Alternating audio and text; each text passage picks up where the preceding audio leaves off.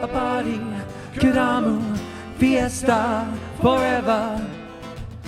Come on and sing my song. So where did the door hit the car? This happened like 5 minutes ago. I was picking up my wife from her dad's house, and the wind just literally took the car door and went. But unfortunately, if it had been into a Ford Escort, I'd have felt a bit happier about it. But it was. I've not seen a Ford Escort in years. I know. I'm waiting for my car door to smack into one so I can just go, I'll give you 15 quid and you can sort that out. But unfortunately, this was a brand new Mercedes that my neighbours has got. So we had a similar experience on Friday where a motorcycle went into the back of Leanne's car. Oh, God. But like, it was fine. Did he drive off? No, he didn't drive off. He like came alongside and was like, "You all right? I don't think it's damaged." So I got out and had a look, and it was fine. It was just like a tire mark, but nothing like there was no dent or anything like that. So yeah, I think that's exactly what's happened with my door. Thank God. But it was quite a thud, and immediately I had the dollar signs rolling in my eyes, going, "Oh my God, it's going to cost a lot of money." That, but luckily, a cloth sorted it out. I know the feeling all too well. Have you seen the pictures of my bow? Yeah, what happened with that? You've had real trouble with that bow. After a string of terrible rehairs. So just to explain for those who don't know, violin bows are made of wood, and the hair is hair from the horse's tail, which, contrary to what I was told when I was a kid, apparently it's not just a matter of the horse getting a little haircut and they don't feel it a thing. Apparently it's actually a byproduct of the horse meat industry. Oh, really? I didn't know that at all. I didn't know until a couple of years ago, and as far as I know, that's how they do it. Most of the hair comes from Mongolia. Oh, so does that mean you're going to stop playing the violin? I've thought about doing synthetic hair, but I just haven't gotten around to it yet. I mean, is there a different sound from synthetic hair than there is from? I don't know. I never tried it. Oh wow, maybe you should do some research on that. That'd be interesting. Yeah, I'm gonna have to.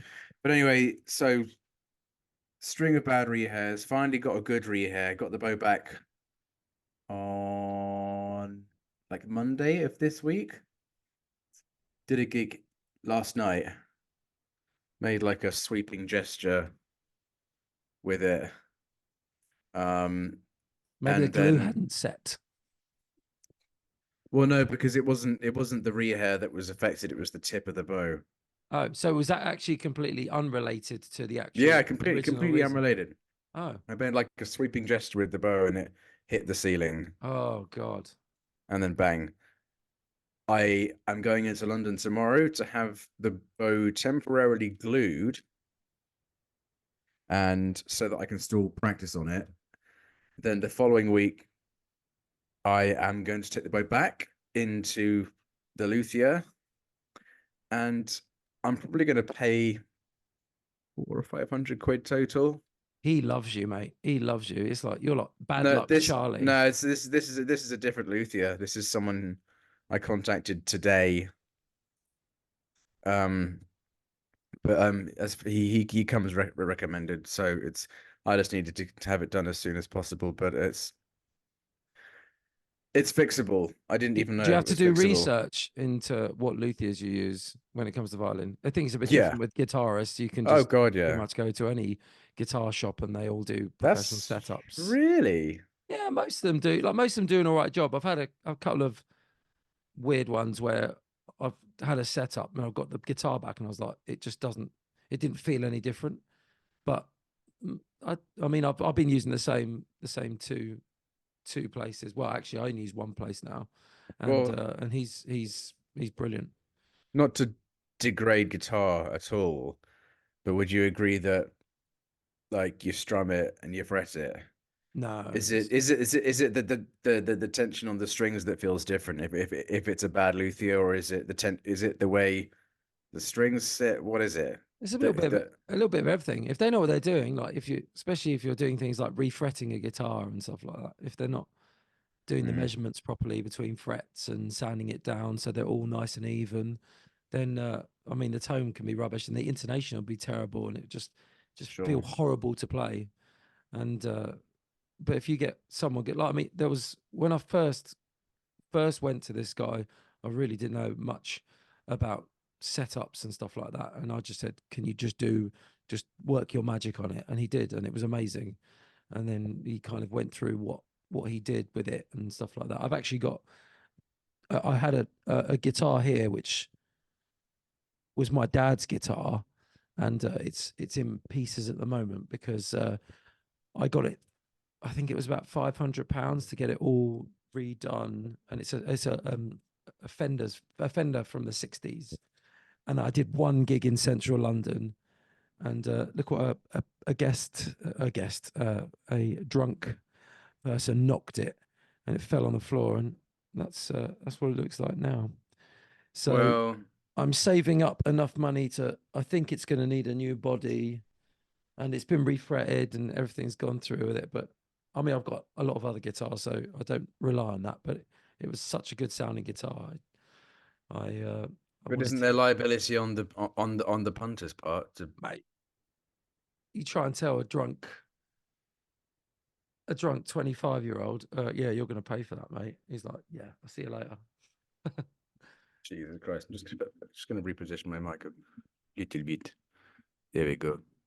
So yeah, that's the latest from me. It's First of big all, dudes. welcome everybody. This is Yeah. the Stone's Throw podcast, episode 3. Are we going to call it episode 3? Because that last one was kind of more like an extra-sode, but let's call Yeah, it it was episode 3. I think episode 3. It's. All I right. think we've labelled it episode 2 on the Yeah, I think on we the did. actual thing. So we call it episode. What have you Episode been up 3, to yeah. in the last since we've last spoke? I think we've been doing similar things in certain senses and different things in others.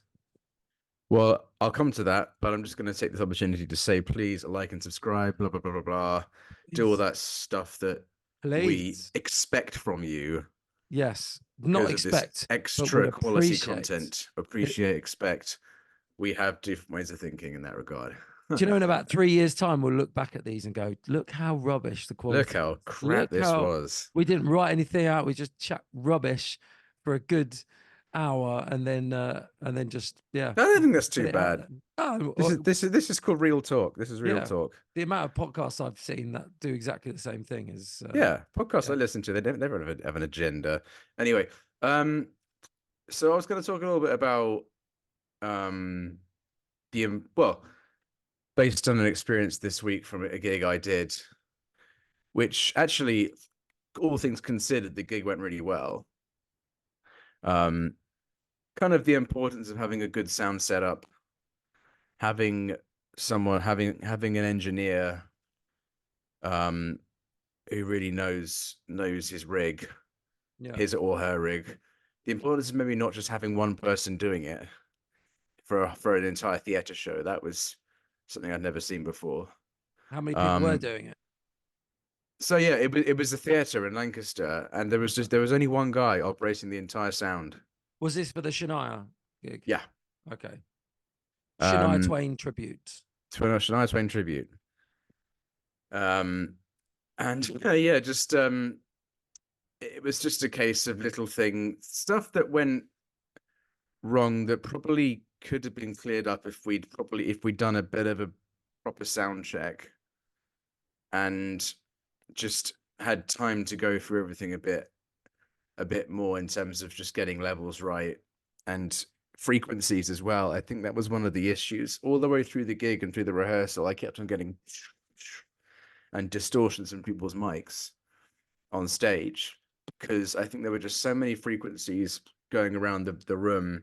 This is my wife trying to creep out in and out of the room without being noticed. So well, you did a great job of that, because she wouldn't have been noticed if you hadn't turned the camera. Well, she was putting me off, so she deserves a bit of camera time. Alrighty. She proper went crawling in here, like on her hands. I saw that. Yeah. I mean, you ruined the illusion. I wouldn't have even noticed. No, but it's not as funny if you don't notice. Anyway, carry on. Yeah, I mean, look, it's I would never want this to turn into a 20-minute talk about how people, need to do stuff better and stuff. But And what was the main issue if you had to hit it down to one thing? the main issue for I think all of us was our in-ears. Yeah, so there wasn't a separate monitor guy. No, there wasn't. Well, the thing is, we had an app, Oh, yes. and apps have their place, and they are good for some things. Like, we were talking about this in the car ride on the way home, and the MD said that it's good for some things, including the fact that if you're in the sound check and you say to the monitor guy, can I just have a lot less of this person, please? Then that kind of takes all that away. It Yeah. kind of takes away the possibility of offending anybody. And because you've got it all under your control on an app, you can just mess around with the levels as you go. Yeah. Problem is, it's very difficult to mess around with those levels during the live performance. Live is tough. That's why Because it involves being on your phone on stage. but you'll have seen That's- on cruise ships. I'm sure you've seen them. So the orchestra use the box. They'll have an avian. Yeah, an avian usually. box, and Yeah. they are great because you can literally, they're all labeled guitar, and you on the fly. So I used to do it while I was drumming, just turn it up, turn it down, or whatever I want. I had like the whole drum kit, and then the singer, guitarist, blah blah blah.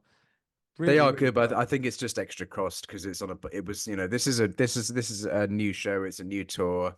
Yeah. And the lady who plays Shania Twain is funding, I think, pretty much all of it. Yeah. So it's a huge investment.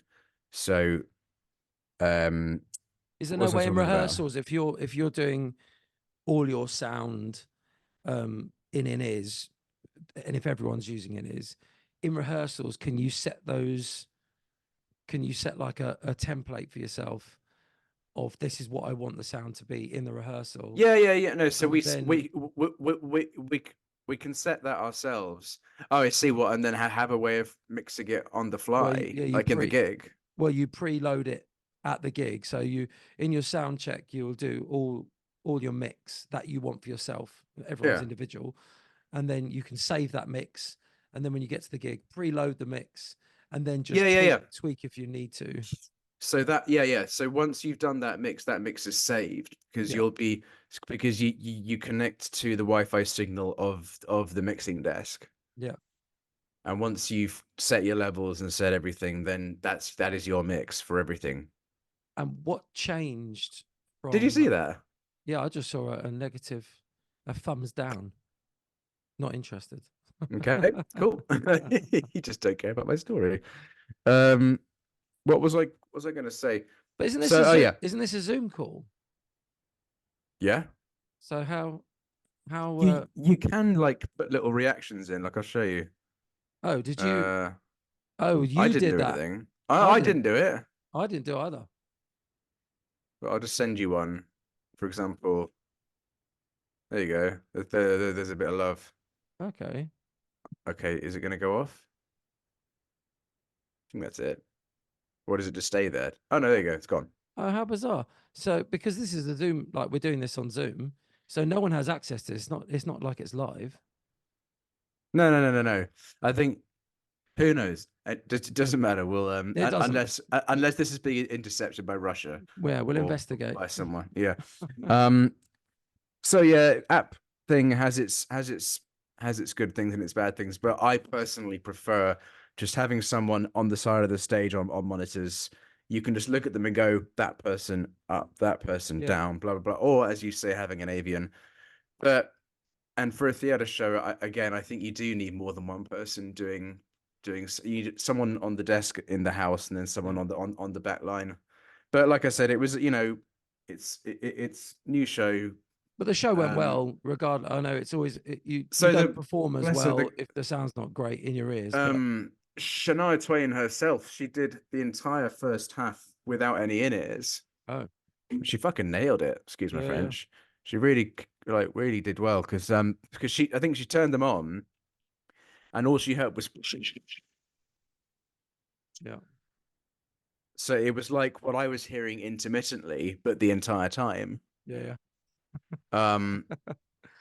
And I've then as I've soon had as a she came similar off thing. stage, sorry, as soon as she came off stage at the interval, she was like, "I'm not going back on stage unless that's sorted." Yeah. And I think they managed to sort it somehow. But there were just there were just issues with the sound. And then, oh god, what happened? Oh god, yes, I get to do The Devil Went Down to Georgia as part of the show in the second half because Shania goes off stage to do a costume change. Hmm. So I fill that time with that. And so that we had the arrangement was that Shania was meant to give me her microphone so that I could use that to do Devil through. But obviously she was mega stressed and just trying to focus on the gig and getting everything sorted. So she took the mic with her by accident. Unfortunately, her microphone was the only mic that wasn't causing problems in my ears. Oh, really? And I found this out because I said to one of the other singers, "Can I have your microphone?" So I took his mic, put it on the stand, and I went, "Hey, ladies and gentlemen," or something like that. So did you have And to take your in ears out as well then? so yeah, I tried to turn them down or something. I can't remember what I did, but anyway, completely lost it. And I said to the, not lost it, like didn't lose my temper, but I said to the guy at the back, could you just mute this microphone, please? During the And then, show. yeah, which he didn't do. So I just turned to the MD and was like, let's just do it. Because I was just between a rock and a hard place. So we started playing it. And then because it was so off-putting during the song, I beckoned to the other singer to give me her microphone. So they passed me the other microphone, swapped it in. Same problem. All of the vocal mics, apart from Shania's, were giving me this. Yeah. So there's me going diddly diddly and everyone all this stuff's happening in my head all around me. So and eventually I just turned off my pack, did the entire thing without in ears, and then Perfect. subsequent. Well, it's not because I couldn't hear shit. I couldn't hear anything. Yeah, but you can hear your violin, which is next to your ear hole. So Only just, but like for you keep vocals, tune. just. But for like vocals and stuff like that, it was so difficult. Yeah. And also some of the balances is because but all I could hear through the entire song was drums. Especially Which when I turn my is the best instrument, everybody. okay, especially when I turned off my in ears because I was hearing none of the band. All I could hear was drums, and Yeah. I could hear myself faintly playing the violin. So yeah, that was an experience, but you know, we gave him a good show. So it A lot of ended funny. well. It Oh ended yeah, well, a and lot of everyone funny things enjoyed it. happened. We had fun. The audience seemed to really respond well to it. So That's the main thing. yeah, so there's just a few teething issues with sound that we need to iron out for the future. Mate, I've had a million of those in my life. I don't even, Yeah, when it listen, happens, I don't even the think about guy it works. anymore. The guy was working really hard. I mean, he was in there from 9 a.m. and then he didn't. He was obviously the last to leave because it's only him. Yeah.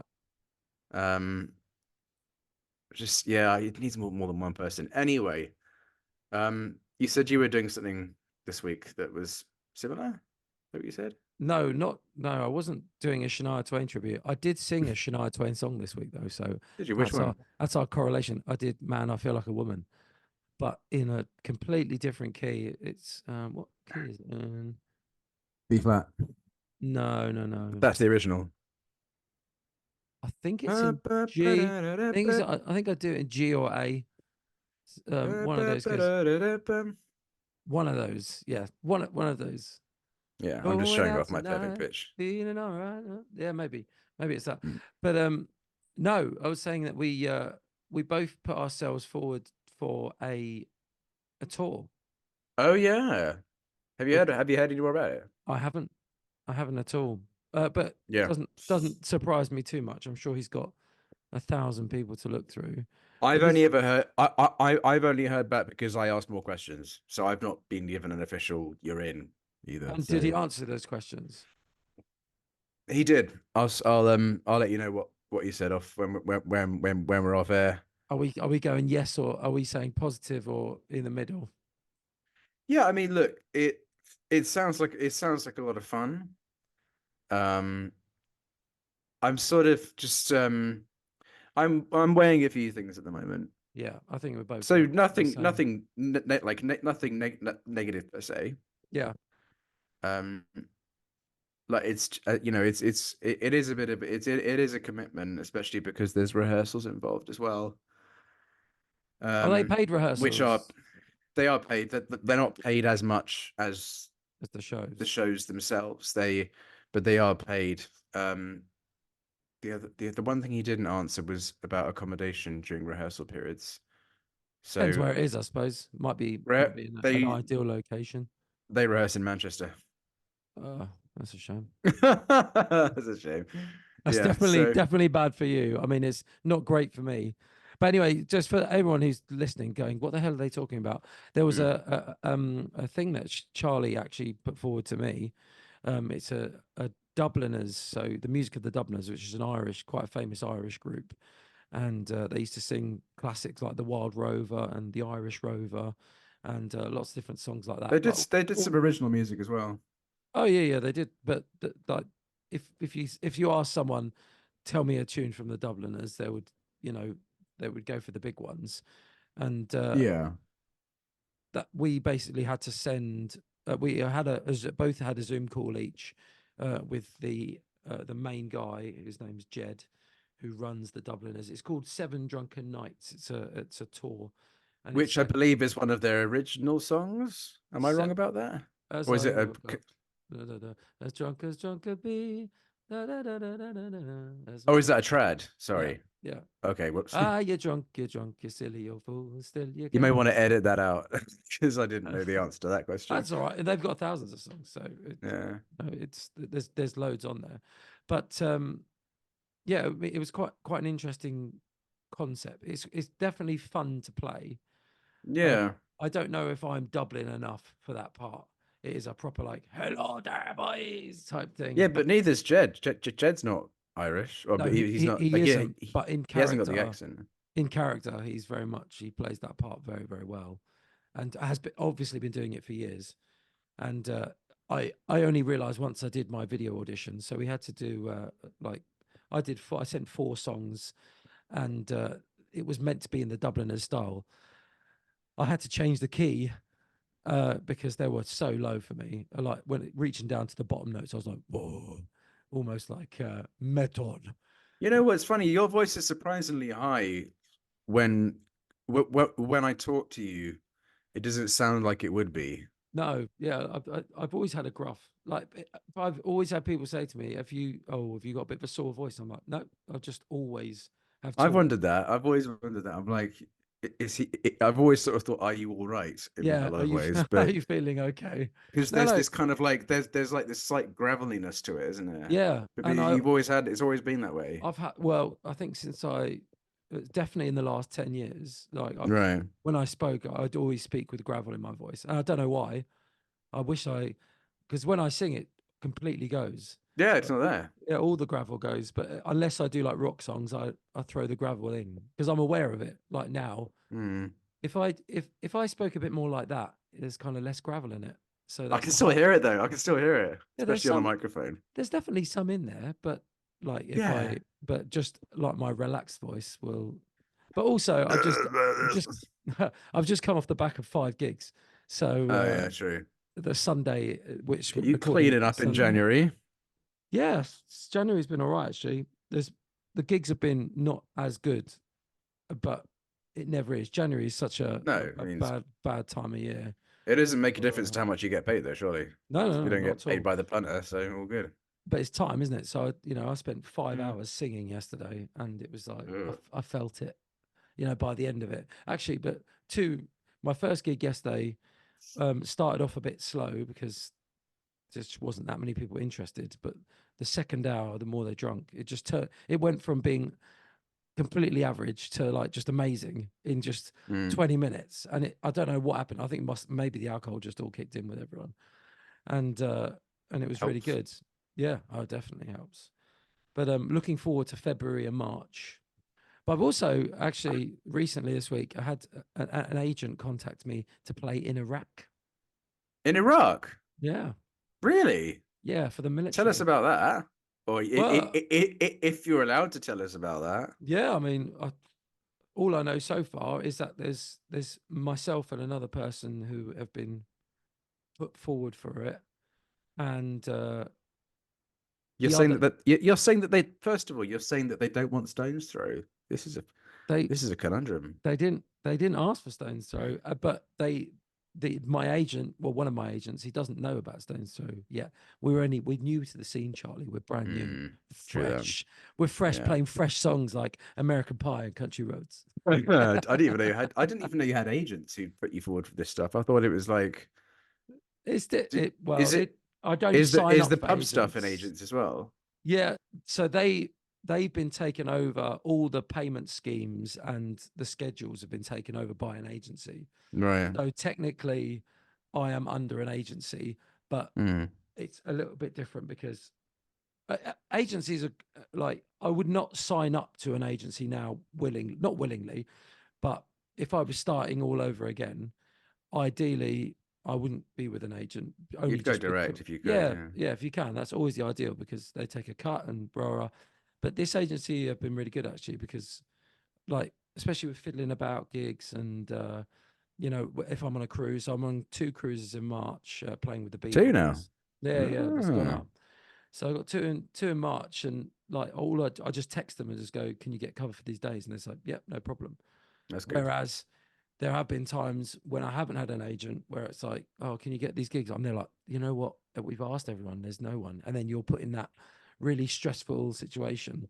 So it's helpful to have an agent where you can just go to them, Can you get cover?" And then they cover it, and because essentially it's their job to cover it, Mm. and Well, it's weird. I mean, if I ever have to dep out a gig that I'm doing through an agent, I'm usually expected to find the dep, as far as I remember.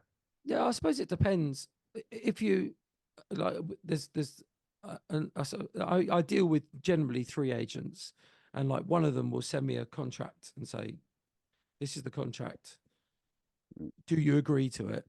And I know as soon as I digitally sign that contract, if I pull out, then on my head be it type thing, kind of Yeah, yeah. all down to you. But the more regular gigs that I do, so with the agency there, they're called Live Music Management, who are great, who are now dealing with payment. And so a lot of the bars I work for and like events and stuff like that are owned by the same people. So they've found it easier just to outsource With the all the same gigs agent. to an agency.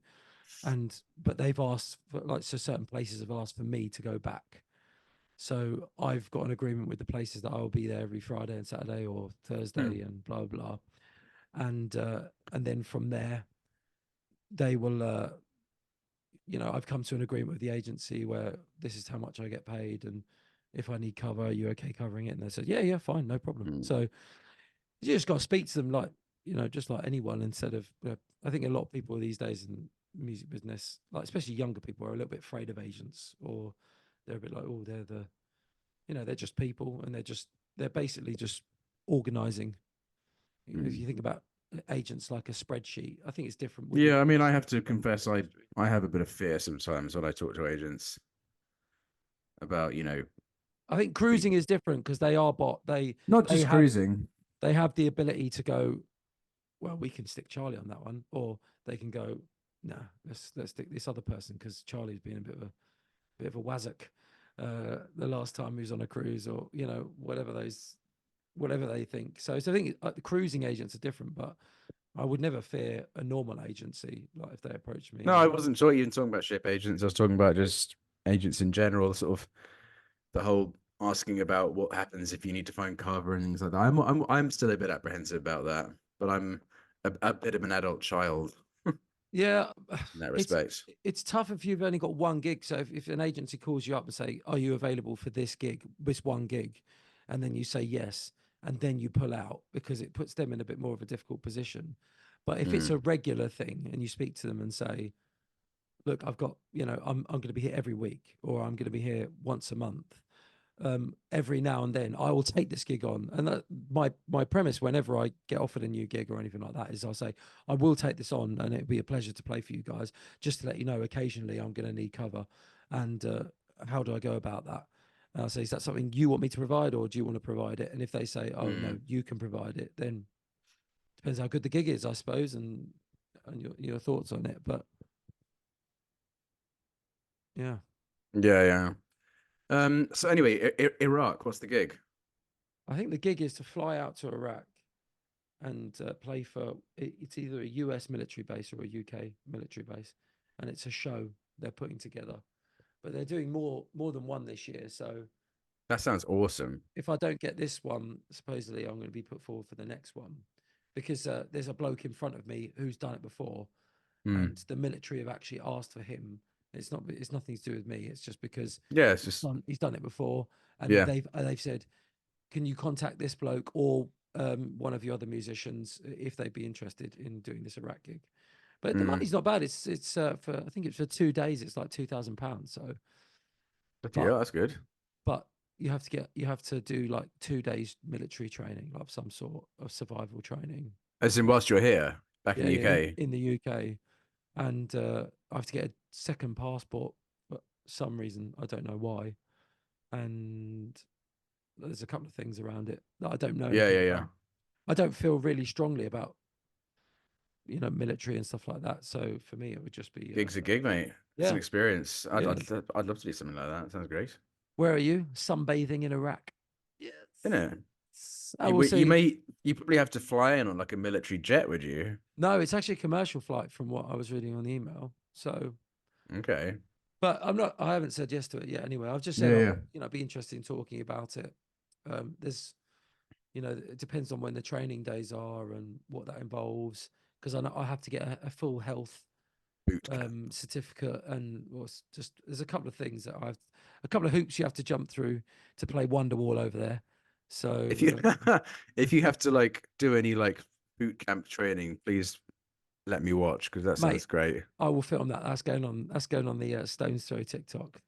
It's gonna have to. The things you'll do, me just crawling through the mud Yeah. with my arms. Private Phillips. I'd be interested to know. We might have to take a short interlude because I'm running out of record time. I've got about 5 minutes, so we can. That's all right. I mean, we can always just wrap it as well, because I've got food to be prepping and things like that. Let's do 2 minutes each on this then. So I've got 5 minutes and 24 seconds. I had a question from another musician yesterday. His name's Daniel. And he said that he's going to watch these. So big shout out to you.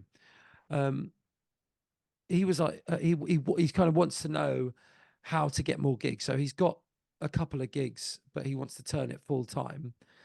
All right. My question to you would be, if you were starting from scratch, how would you get the most gigs that you can? Like, so let's say you just come out of violin school or whatever you classical musicians do. Right. What are you doing first? Are you learning as many songs as you can, and then trying to segue them all up so they're all in a seamless kind of transition, or what are you doing? Well, first of all, starting from scratch at this point in time versus starting from scratch in 2012 are two very, very different things. Oh, let's say now then. Let's go for now. If I start from scratch now, what does he do? He's a singer-guitarist. Singer-guitarist. I mean, my first port of call would be getting a social media presence. Yeah. And just, trying to get some really, stuff that we're sort of slowly trying to do. Yeah. To get some really good example videos of you playing. Film a good promo if you can afford it. And spend money on the promo. Yeah. Unfortunately, you have to spend a bit of money. Yeah. The other thing is the fact that he's talked to you, that's another step as well, because talking to other musicians and finding out what their gigs are, because there may come a time when you might need to dip out of a gig, and you'll be like, oh, I know this guy Daniel who could potentially dep for me. So also just getting in, trying to find a network for yourself. Yeah. And would you stay in your comfort zone initially, or would you kind of try and get to the edges? So, obviously when in this business of like playing other people's songs. It's just what we do for a living. Do you think it's best to stick initially with what you know and what you know you can do quickly, or are you better off already safe in the knowledge I can do all the easy stuff of trying to push yourself a little bit more initially? I think you need to do what you need to do in order to get the best reaction from your audience. Mm-hmm.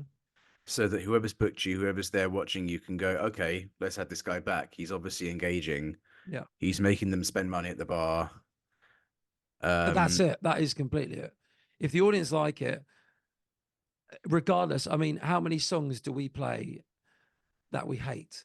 And yeah, you just there got are to learn. loads. Yeah. There are loads. And as soon as I start playing a song, sometimes I'm like, I hate this song. I hate the way it Yeah. sounds. And the audience go mad for it. And it does change your, I mean, like, I know we always joke about Wonderwall, like me and you, and just generally people joke about Wonderwall. I actually quite like Wonderwall, if I'm honest. Do you know what? It's not gonna lie. For about 5 years, I was like, if I can get away with not playing it, then I will do it. Recently, it's my go-to song if I think the crowd is either on a turn or they're just starting to get that. They're starting, when things are picking up, they're starting to get a bit spicy. You can see it kind of fizzling in the crowd. You're like, do you know what? There's no point in me trying to be complicated here. There's no point in me trying to play anything fancy. Get straight to Wonderwall, and it just brings the crowd just go up. Yeah, so just do stuff that you know is going to get that reaction. Yeah. And then build your repertoire based around that, but based around the staples, around those broad strokes, around those, and just as you get more experienced, you'll know when to put them into a set and when to take them out again based on who's there. So I think quite an important thing, like for me as a singer guitarist, I think when I first started, I was taking gaps in between songs, and so when I've maybe a 45-minute set, I would end up only doing 9 or 10 songs, like even maybe more than that, 12 songs, let's say. Whereas the older I got, I realized the audience, you can have a bit of banter with them. Like it's different in a show or like a proper show. Yeah, I was gonna say where you want to script it in. But I think, especially in a lot of the gigs that we do, it's more, I would say, quantity and quality. If you can fit, if you fit as you've many not got songs their in full there as attention. possible. No, sorry. Yeah. No, that's exactly it. Yeah, in order to grab their full attention, you just need to keep throwing all the songs out there. Like I do a medley. I change the songs up, but I've got about 5 songs I do in D. And once I start, so I'll start it with Sweet Home Alabama, and then I'll just move on from there. That can go to Stuck in the Middle, Mr. Brightside, Proud Mary, and then on to Ed Sheeran. And it can just, like, within the matter of 10 minutes, I can have done 9 songs or 8 songs, verse, chorus, verse, chorus, verse, chorus, and then just whack through them. So by the end of a night, I'll have done, I have had nights where I've done up to 80 songs or at least 50, 60 songs. That's nuts. Depending on how you just whack through them. Because there was a time I was only doing a verse and a chorus of some songs. And then, if they're on, let's say, a B minor medley, where I know 10 songs in B minor off the top of my head. It makes sense because these days, like a DJ will only, a good DJ won't play the entire song. No. And they won't play a song and then stop for 30 seconds. Yeah. And then get on to the next one. And if an audience, eventually, if they're dancing in a bit of a groove, the last thing you want to do is stop, have a chat, and then try and get back into the next one. If you can keep, if you can keep them doing that for 15 minutes, they might think, right, it's time to get a drink now. And then it kind of goes in 15-minute segue. So I think if you're starting out, and you want to do it full time, one thing is you already know 300 songs off the top of your head. You're already vaguely familiar with them. Just get them out of the way. Do your 300 songs, and then start to learn, I would say, modern stuff. But I had this thing where I was doing a gig, and I wanted every set to be completely different. As in, if I was working in a venue 2 nights in a row, I wanted 2 nights of completely different songs. And so I had like a bangers set where it was just complete bangers that everyone knew, and then the next set I would try and be, you know, a bit more, throw in some moderner ones, and the banger set would always just work 100%. There was no doubt on it. And all the other sets, there was a tiny bit of, there were moments of like some of the audience would know it, some didn't. And I kind of gave up on that a long time ago. It's like, generally now I will play the same 200 songs over and over again because they're the ones that work and I've nailed them down. I can go in there. I don't even need to think. I know these are all going to work. I do feel sorry for some of the bar staff and the people having to listen to it all the time, but whatever works for the crowd, you're there. Yeah. You know, even when you're not there you to and entertain the bar staff, you're there to entertain. yeah. And when you and I do fiddling about gigs, we generically will play the same 100 songs. Yeah. With, you know, if we get requests, we'll do different requests and stuff like that. But, you know, we already But know even our then, format. we won't ever start a gig with requests. We will always play a good 3 or 4, just ones we know, and then, and especially we know the songs we sound good in. So you start with the ones you're confident in to build up. You know, the audience, they also have to kind of realize that they're in good hands with a performer, because they're going to waste 3 hours of their life watching you. So if you start off with a bit of a ropey one, or ones that you're not so confident on, then they might go, oh, are we going to spend 3 hours here? Maybe we'll just maybe we'll do something else. But if you catch them in those first half an hour, let's say, if you catch them in the first half an hour, then they're kind of like, this guy knows what he's doing. And if you try and then chuck in an odd one that you're not that familiar with, they see past it and they'll keep going. I mean, you try and not do songs you're not that confident on, but when you're learning new songs, you know, I'm sure we've messed up 1,000 times during gigs, and no one notices. It's only us that notice. We're like, bloody hell, let's hope there's no professional musicians, because that was a bit of a show. It was a nightmare. Yeah. Anyway. The only other thing I would add is try to commit as much of your repertoire to memory as you possibly can. Yeah, ideally. You don't want to be reading all the time. You don't want to be reading all the time. You can have prompts, obviously. And I wouldn't have a general set list. I would just have 50 or 60 songs, you know, and then just have them off the top of your head, and then just be able to flick through them every time, just in your head, just like, don't start and finish with the same songs.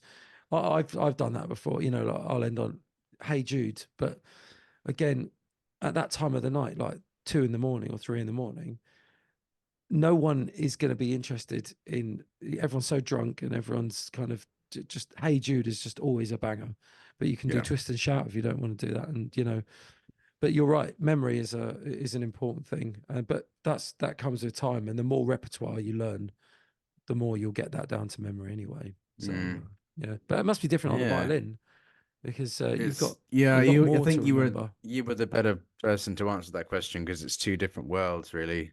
Well, that was the interesting bit about it, though, because it is 2 different worlds, but this is how you and I both collide, because we actually do exactly the same thing.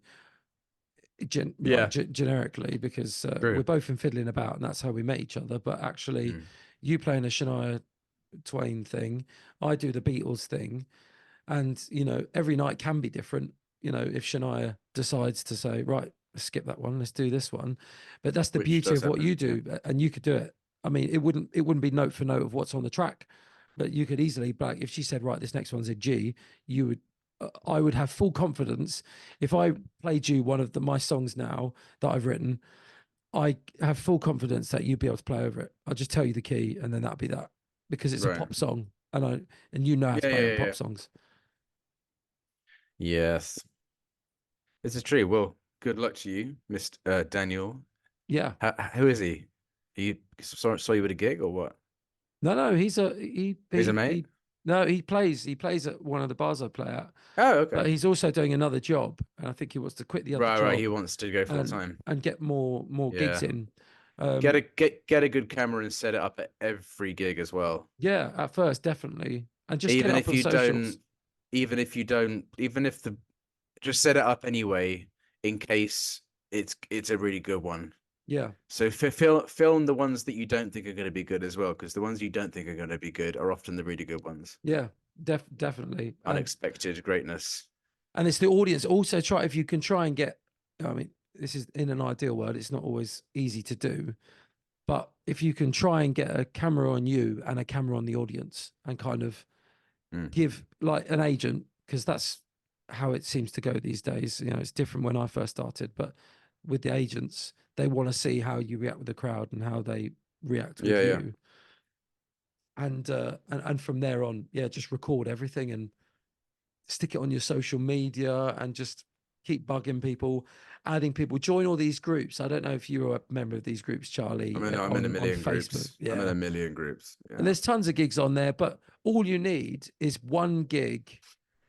So you're doing the bar I play in, and you're playing before me. So essentially, if you play before me, you could be doing another gig afterwards somewhere else. So if you take on another gig, let's say on a Monday or Tuesday, and they really, really like you and they love what you do, they might say, do you fancy playing here once a week? And then immediately you've gone from 1 or 2 gigs a week to 3 gigs a week. And now you're starting to think, I only need 1 more gig, and this can actually be a full-time income. And once you just start building up from there, so playing in the same places is great, but you're less likely to be exposed to different opportunities and different people. So I get more of my opportunities now from customers who want me to play at weddings and stuff like that than I would do getting new bars and new pubs and stuff like that. Because, you know, that's a busman's holiday. When they go into a pub, they don't want to be talking shop with the musicians. That's true. Let's get them here. They're just there to have a good time. So yeah, but it's interesting to get your side of things as well, because I know you don't always consider yourself a pop musician, but I consider you a pop musician. Because, I mean, you are a classical musician as well, but you do the same as me. I'm essentially a classical musician. Yeah, so I think we're clock musician. You're very eclectic though, so you can do a lot of different things, and it's interesting to see your side of the things of how it works for you, because obviously we don't cross over too much when it comes to instrumentation, but when it comes to because we deal, with a lot of the same agents and stuff like that, and the type of agencies that you're talking about that I have to deal with as well. And I mean, to be fair, they've got a lot better since I started. The first agents I ever used were really terrible. They were just money grabbers and copy and pasting off websites and stuff like that, and just putting us forward for the job. So taking the money and doing minimal effort. But now it's a little bit different. They seem to, that's the thing. They seem to care a little bit more in this side of the thing about the artist and take it all a little bit more on board. Well, there's just that there are more agents now as well. There's so bloody many. But a lot of them are actually ex-musicians, which is also helpful. So they know exactly that they you don't need to tell them too much, because they already know what's going on. Yeah. Anyway, before we go, remember, I know Charlie said this at the beginning, please like and subscribe, because we could really do with bumping some numbers up. I think we've got 9 followers now, Charlie. 9 followers. About 9, but we don't. I mean, what about TikTok? My my mum's considering it. I saw her comment. Comment on one of the videos saying the YouTubes. Yeah, that is my son Ciaran. That's my son Ciaran. I was like, yeah, no, nice one, Mum. One of which is my son Ciaran. Yeah, one of which. Not both. They're not both. Just one of them. Yeah. Anyway, if you could, because it really help us out. And yeah, man, absolutely. We're not social media gurus, but we're giving it a good shot. Yeah, we're giving it a good shot. Anyway, guys, God bless from me. Stones Throw signing off. Yeah. See you soon. God bless. A party, ciao. Ciaran, fiesta, forever. Come on and sing my song.